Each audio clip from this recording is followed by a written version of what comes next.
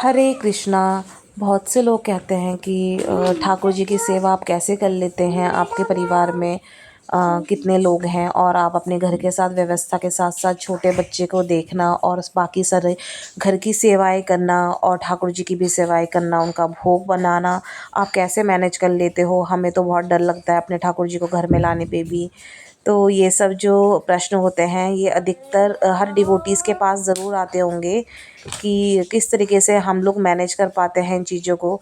लेकिन देखिए, ये सब मैनेज करने वाले हम कोई नहीं होते। हमारा सब मैनेज करने के लिए हमारे ठाकुर जी हैं, सब कुछ करने के लिए। आप देखते होंगे कि अक्सर होता है कि लोग सोच के लाते हैं ठाकुर जी को कि हम पहले कर पाएंगे कि नहीं कर पाएंगे, तब जाके हम ठाकुर जी को घर लेके आएंगे। लेकिन ये ऐसा नहीं है, सब कुछ ठाकुर जी मैनेज कर लेते हैं, अपने आप ही सारी व्यवस्था हो जाती हैं।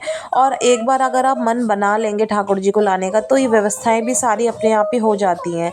सारा घर का काम, बाकी चीज़ें, अपनी पढ़ाई, अपनी स्टडी जो भी आप लोग करते हैं, उसके बाद अगर आप स्टूडेंट हैं, कहीं जॉब करते हैं, तो ये सारी व्यवस्थाएं भी अपने आप हो जाती हैं। और रही ठाकुर जी की सेवा और भोग की बात, तो ये व्यवस्था भी सब अपने आप ही ठाकुर जी कर लेते हैं। और इन चीज़ों को लेके ही मैंने ये छोटी सी वीडियो बनाई है आज, कि बहुत से लोगों का यही प्रश्न रहता है हमेशा कि आप कैसे कर पाते हैं, कैसे कर पाते हैं। तो वही सब मैं आपको बताने वाली हूँ कि देखिए, जो सारा अपना जो डेली रूटीन होता है वो तो हम कर ही लेते हैं, लेकिन हम अपने के लिए और अपने ठाकुर जी के लिए ज़्यादा वक्त नहीं निकाल पाते। लेकिन अगर आपकी व्यवस्था है और आप चाहते हैं कि हम अपने घर पे ठाकुर जी को लेके आएँ, तो आप बेझिझक लेके आएँ। अगर आपके मन में ये विचार आ रहा है, तो इसका मतलब है कि ठाकुर जी खुद स्वयं चलकर आपके यहाँ आना चाहते हैं।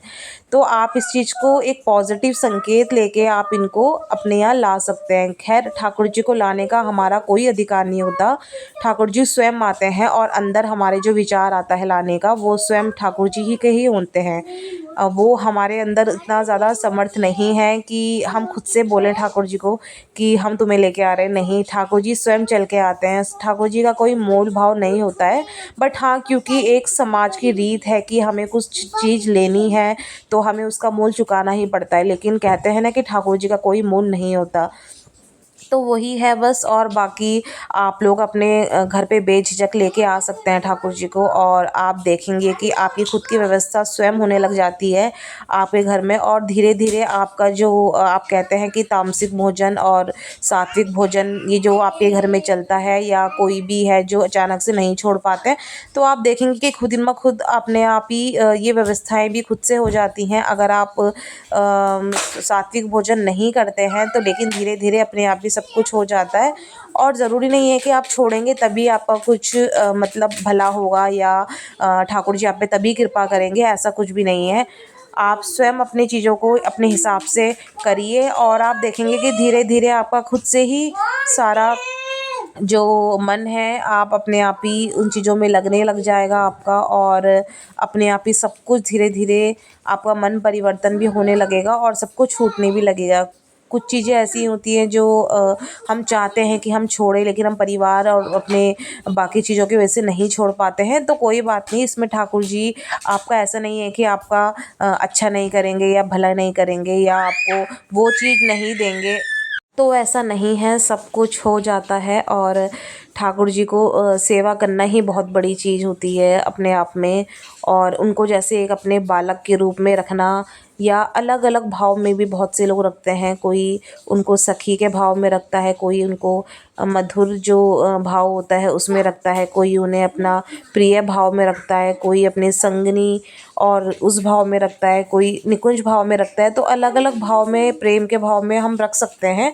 लेकिन बस वही है कि कहीं ना कहीं आप जिस भी भाव में रखें, लेकिन आप ये चीज़ों को ना भूलें कि वो हमारे स्वामी, हमारे ठाकुर जी हैं, हमारे जो द्वारकाधीश हैं। आप इन चीज़ों को कभी ना भूलें। आप उन्हें अपने लाड प्यार से जैसे रखना चाहते हैं रखें, लेकिन कहीं ना कहीं उनका ये जो सम्मान है कि वह बड़े हैं और अपने हमारे जो हमारे पूर्वज हैं, हमारे जो बड़े हैं, जैसे हमारे जो स्वामी हैं, हमारे जो पालनहार हैं, वो हैं वो। और इन चीज़ों का भी आप हमेशा ध्यान रखें। बस बाकी अगर आपके घर में ऐसा कुछ खाना बनता है जो आप भोग नहीं लगा पाते हैं, तो आप अपने ठाकुर जी को नॉर्मल जो फलहार होता है या ड्राई फ्रूट्स होते हैं, तो ये सब चीज़ें भी आप उनके भोग में लगा सकते हैं। और आप बाकी कुछ भी ऐसी चीज़ें होती हैं जो आपको समझ नहीं आ रहा है तो आप किसी से भी पूछ सकते हैं अपने, और नहीं तो अपने अपने इच्छा अनुसार जो आपको लगता है, जैसे आपने उनको कुछ भोग लगाया लेकिन आपको लग रहा है कि नहीं इस भोग से उनका नहीं हो पाएगा या कुछ भी, तो आप उसको चेंज भी कर सकते हैं, ऐसा कुछ नहीं है। लेकिन अगर आप सूखा भोग लगाना शुरू करेंगे तो आपको भी स्टार्टिंग से ही कोई दिक्कत नहीं आएगी, लेकिन जो ठाकुर जी को शुरू से ही करना पड़ता है वैसे ही भोग लगाना पड़ता है हमेशा। तो आप इन चीज़ों का भी ध्यान रखें। बाकी आपको कुछ भी पूछना होगा तो आप पूछ सकते हैं। हरे कृष्णा, राधे राधे।